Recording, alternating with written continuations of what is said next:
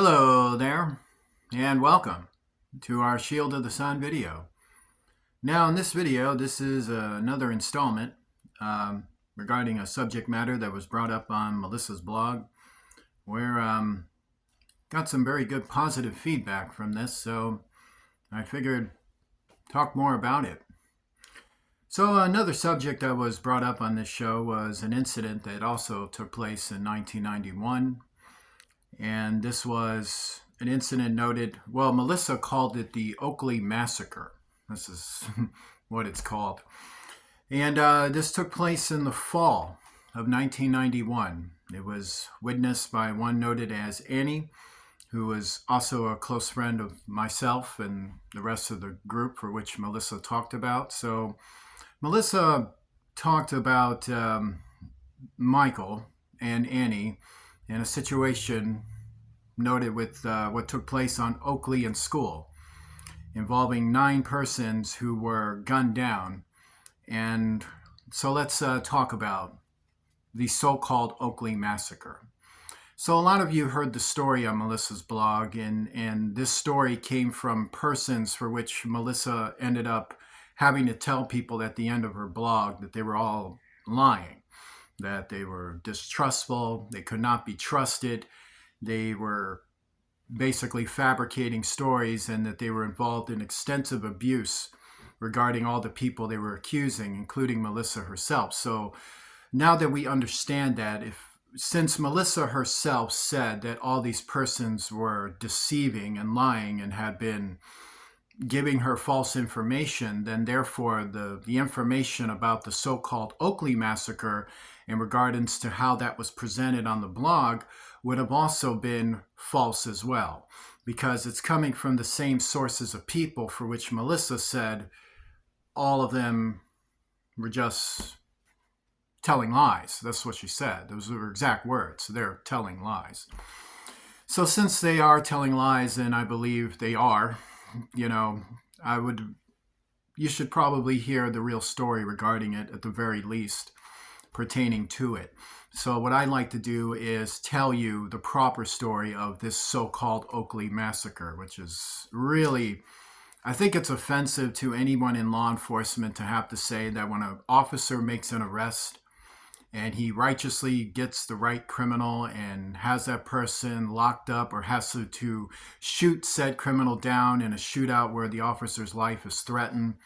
And thus, when that assailant has been either imprisoned or has to unfortunately be shot down, it's usually a very terrible shame to have to blame the officer, the authority figure for which God put in place here, according to the Bible, as the means to initialize and engage the matters that Jesus was very, very concerned with, for which he told the Pharisees that matters of justice, matters of fairness, matters of mercy are not enacted. And thus all of these things work in correlation. Justice is an example of what is to know within the engagement of that which is fair, and thus mercy is the first quality until fairness comes, and then justice has to be enacted. So if you notice his wording, he's giving you this understanding of 3 things that has to happen in our world. And one of the matters of our world is justice, and often justice is measured with evil, which is to say that God created evil, meaning the measure of wrath, in order to punish the wicked, according to the Bible. That's according to the Bible. Even Jesus said that he didn't come to change the law, he came to fulfill it. So he's also saying there's still going to be authority figures in place. There's still going to be people that are going to avenge matters of murder, matters of criminality, matters of all manner illegal infractions on people's freedoms, on people's liberties, on people's right to exist, and upon their rights. There will be law enforcement agents who will combat the threat of evildoers who choose to do evils toward men and women and children. So now that I've said that, let me tell you the proper story of what happened here. So here's the real information regarding it. So it was believed that there were 9 individuals who were seeking actually to expand gang activity on Oakley and School. So Oakley and School was this very nice neighborhood that was centered for families at the time. And at the time, from the word in the neighborhood and from what the town hall meeting revealed in 1996, these were their own words, is that the area was being protected by the CIA. And the CIA had an interest in keeping crime rates down and in keeping children safe, keeping people safe. So, to understand it, when the CIA has to operate against somebody, that's because the persons they're operating against cannot be captured by conventional means of due process of law. That means there's such a domestic threat, there's such a threat that every action, every intention of them would only leak to more and more depths, that the more and more time is allowed and the more the progression of time is allowed, then the more these citizens are immediately threatened. So they deal with balances and weights from what I understand and from what others understand. If you just research that yourself in proper CIA understanding, of their laws, what they can do, and research that better, you come to understand that they deal with criminals of a high sensitive nature who have ways of evading conventional laws where blue law enforcement, that's to say police, detectives, they're often evading them. They're often getting away with crimes, and thus they even threaten the lives of police officers, that police officers have died at their hands, rather directly or indirectly, and civilians have died at their hands, meaning young men, young women have died at their hands. Fathers have died at their hands. Mothers have died at their hands. So people have died at their hands. And there's been arrests, there's been all of that, and still nothing has happened. Nothing has been resolved with them. So to understand it, these 9 individuals that were shot on Oakley and School were all being investigated by the CIA for the said crimes that I'm presenting to you, and for the very said reasons that I've just said to you. And this was revealed in public in a town hall meeting in 1996 in Roscoe Village. So this is what these persons on stage were revealing, and this is what the conversation was in that town hall in 1996 about a government agent who took out 9 individuals on Oakley and School, and somehow this is a bad thing. So it's just completely ridiculous. And then now let's talk about the 9 persons that got wasted out there. And I believe righteously so. So let's look into it. First of all, it wasn't a massacre. It was a battle, actually. The government agent who engaged in this operation had to face 3 gun battles before he was by himself, by the way. It was 1 person versus 9 individuals. So tell me how that's a massacre. Like, I would love to know how that's a massacre. Like, 1 person versus 9 individuals, and that's a massacre. Well, that's actually heroism. Anybody would tell you that. It's pretty obvious it is. Also, these enforcers were armed. So during the engagement, he has a gun battle with one of them and takes him out. And then he takes out some more and then has a second gun battle with one of the enforcers whose name was Chris. Now, Chris was also mentioned on Melissa's show. She talked about Chris's mom. Chris's mom was a flake, a phony, a member of the Daughters and Brothers of Men of Roscoe Village, that witchcraft coven. She was one of them. And she was a child abuser, a pedophile, and just a sicko. And thus she raised her son, Chris, to be a chip off the old block. So Chris was a gangbanger, and he was a reputed drug pedophilia who loved to just turn out young men and young girls. But what made him so worse is that he was a homicidal maniac. Like, he loved to kill children. He loved to kill people that were younger than him. He loved to find certain children and target them in alleys and target them in places and do terrible things to them, even committing ritual sacrifices and upon the young. So these 9 individuals were Satanists. They had joined the Deuces in order to use the Deuces to expand their set on Oakley and School. And they wanted to create a new Deuce set on Oakley, separated from Hamlin Park, and then expand the Deuce set which would then swallow several elementary schools. So that would have been Jan, that would have been Audubon, that would have also been Barry and Cooley. So it was to take the reins of that whole territory, which included thousands and thousands of youth, and get them, turn them out, and then create and expand and make the gang problem 3 times worse, which would have turned Roscoe Village into Compton. Like, it would have been that bad. See, the struggles with Compton is that it's a beautiful area, but what makes it dangerous is that there's too many gangs allowed to expand their turf and do too many things. So the CIA did homework on that. If you guys recall, back in the early 90s when they released pamphlets about gang violence and all, well, I don't know if anyone bothered reading it or not. Teachers were supposed to read it to students, but they probably didn't. Maybe some did, and maybe you do recall this, how gangs grow, how they expand, and the things you can do to help your community. Well, then if you're clear that you're getting pamphlets on it, then it's very clear the CIA and other departments of law enforcement of that nature, which is called traditionally black law enforcement, is all over that. So they're watching all of that. They're all on top of that. So these guys are bad individuals. These 9 enforcers are, and they were called enforcers. That's what they called themselves. So to understand it, the story is that when these 9 enforcers got this gang got the reins over this gang, they wanted to expand their set.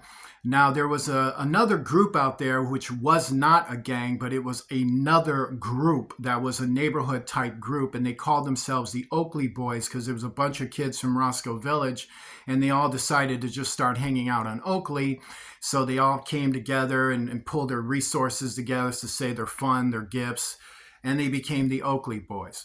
And there was a leader among them. So to understand it, and there were several of them, it wasn't just this guy, but there was other ones as well. But to understand it, one of the leading members of the Oakley Boys. Now, to understand this whole thing, the story is that this Oakley boy had assembled the Oakley Boys not for the purpose to start a gang, but for the purpose of knowing that having a group out there would attract the deuces and would attract the enforcers to those Oakley Boys. And eventually they're going to come and try to force those Oakley Boys to turn deuces. And thus that's to get them all into one pocket. Particularly the enforcers was to get them in that same pocket. And the story is that this Oakley boy who managed to do that, which is to say this Oakley boy who wrangled all the other Oakley boys, turned out to be a United States government agent. And he was actually there undercover to investigate matters for our United States government and defend our country and defend its citizens from domestic terrorism. So the 9 enforcers were domestic terrorists. That's what they were, domestic terrorists. Let me say this again. They were domestic terrorists under investigation from the CIA, and one of their operatives who was undercover had to create a situation where he can nail all 9 of them and eliminate them off the face of this planet.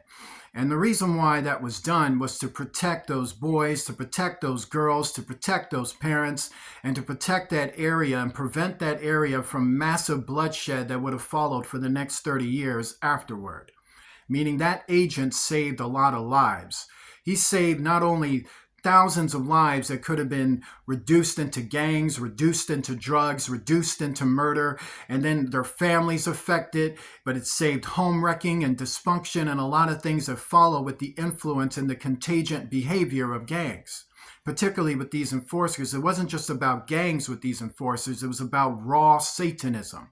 It was about human sacrifices and bloodshed, and an arrest had been made on them, process of law was made on them, all kinds of things, and still nothing worked, and they were a constant domestic threat. And then when you've reached a certain level of being a threat, where you fall under the line of what is called the weights and balances of what measures against those who propose evil to our society, a decision is made to weigh if this person should be left alive, according to how that works, from what I understand.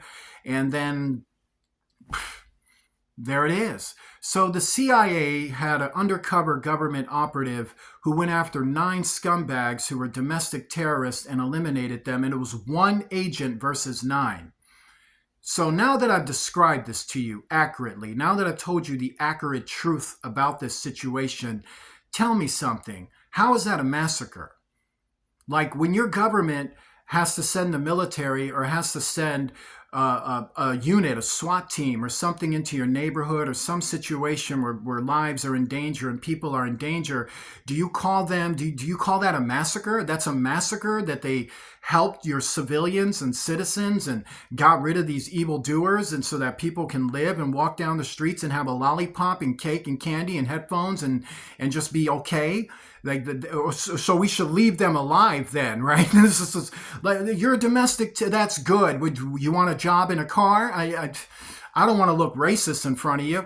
Like, so we have to understand that. So in 1996, some about 5 years after this righteous act from our government, they decided to start talking about it. But so they had all these suspects, who was the government assassin and blah, blah, blah, blah, blah. And names got brought up and things like that. But to understand it, so this town hall meeting happened at North Center Village in Roscoe Village.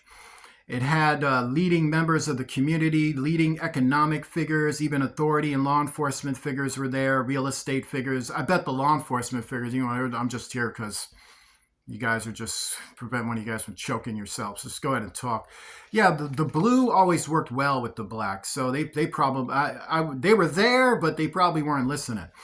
So, and so you had community members and economic figures, and a lot of these persons were believed to be by other reputable people of the community to be pedophiles complaining at the town hall meeting about a government agent. And of course, Missy's mom was among them. And then they had Annie, who was a star witness, and then Sandra. So Annie recanted, actually. Annie actually believes that now it was not, well, she died actually. Well, before she died of COVID, she actually believed that that was a righteous act of the government. And she was used back in the mid-90s to tell lies about it. And Sandra, never got any information on that other than she thought it was a massacre too. But then again, consider the source. So at the meeting, you had all of these persons there talking about this, and they showed pictures of the government operative. And that's the thing about these pictures. You can clearly see he's fighting 9 scumbags, and you call this a massacre. And he had 3 gun battles too, which is quite astounding. Yeah, the third one happened when he took out the last 2, and both of them were armed, shooting at a CIA operative, and the CIA operative managed to outflank, angle them, and then take them both down before they finished him off. It's brave stuff, man. But anyway, but he's being called all manner of things by this town hall meeting, being called a bunch of crap. And a lot of these persons, they tend to have these type of views that are anti-American, anti-government. They don't like the government. They don't like this. They don't like that. We're blah, blah, blah, blah, blah. And so while they're going blah, blah, blah, blah, blah, they're telling all these stupid lies about this operative. Now, what I notice about this operative is that they present this U.S. operative by accusing him of being a gang leader, which he wasn't. They accuse him of being a murderer, which he wasn't. They accuse him of being a serial killer, which he wasn't. They accuse him of being a pedo, which he wasn't. They accuse him of being a rapist when he wasn't. They accuse him of a bunch of other crap, which he wasn't. Did they have any evidence? No. Did they have legal recourse? No. Did they discuss with the accused before they went and had this town hall meeting? No. They didn't even invite the CIA. They're talking about the CIA and their operations. They don't even invite them to come in and see what they're talking about here, which is probably why Blue didn't really appreciate this whole thing. So, and then all the witnesses are individuals like, take Annie, take Sandra, take a lot of them. Their boyfriends were gang members. Their history was all about messing around in that world. So whatever their boyfriends tell them is what they believe, because a lot of them were addicted to drugs and they just went along with whatever the gangs told them to do because they were afraid of getting shot by them themselves. So Annie lived in fear. Sandra lived in fear. Melissa lived in fear. They all lived in fear. So now that you know that, all these guys that wanted to talk bad about this person, Melissa had guests like Omar and all the rest of them. So Omar and his family were anti-government. They were murderers and pedophiles and satanic ritual occultists who loved gangs and were very close to the enforcers. And thus they were evil men who hooked up and destroyed lives. And at the end, Melissa told you that one of her most detrimental things in life was dealing with these Roscoe Village junkies, males and females. And now I want to leave you with the words. And there was one CIA agent who happened to be there undercover, by the way, which is tripped out. So to understand it, she actually spoke in defense of the government agent. And this is when the town hall meeting was set to conclude. And then this is what this agent said. She said, and this is a female CIA agent who was listening to this terrible thing going on in our own country against our own U.S. operative. And this is what she said. Boy, if only we really were a communist state, where in some countries, they accused the United States, anyway, where in some countries they might blow up this whole building like Colombia, like Costa Rica, like Cuba, and all those fun places those people love. But no, we're America. Wow, indeed. Then the CIA agent had showed up her badge. She raised her badge in the air, and it was a CIA badge, which caused the whole room to go quiet when she did that, because they're all talking about an operative, and now there's an agent in there. They didn't know she was in there. So now she's got her badge raised up. She also took out her gun and clicked it because she felt threatened, and this is what she said about the operative for whom they were accusing. He is a government U.S. agent of the CIA. You think this goes unnoticed? It won't. If any of you put one finger on him or have him arrested with phony-ass charges or seek to do one single thing to him, I will kill everyone in this bleeping room. Now, why did she say that? Well, she said that because they were threatening a government agent. Join me in a prayer. Lord Jesus Christ, I pray, Lord, to rebuke all manner of rebellion, witchcraft, evil, and deceit from our lives. In Jesus Christ's name, cast down every lie, every frustration, in Jesus Christ's name. And I pray for those who are dying of terminal illnesses like AIDS and cancer and so many things. I do pray, Lord, that people repent for the sins that they committed and come full circle for the lies that they committed by telling the truth and repenting before you. May they be forgiven for every sin, every offense, and every slander. In Jesus Christ's name, amen. Please remember to donate to Shield of the Sun using Cash App, the $ Shield of the Sun spelled in small case letters closed together. God bless you. We'll see you soon.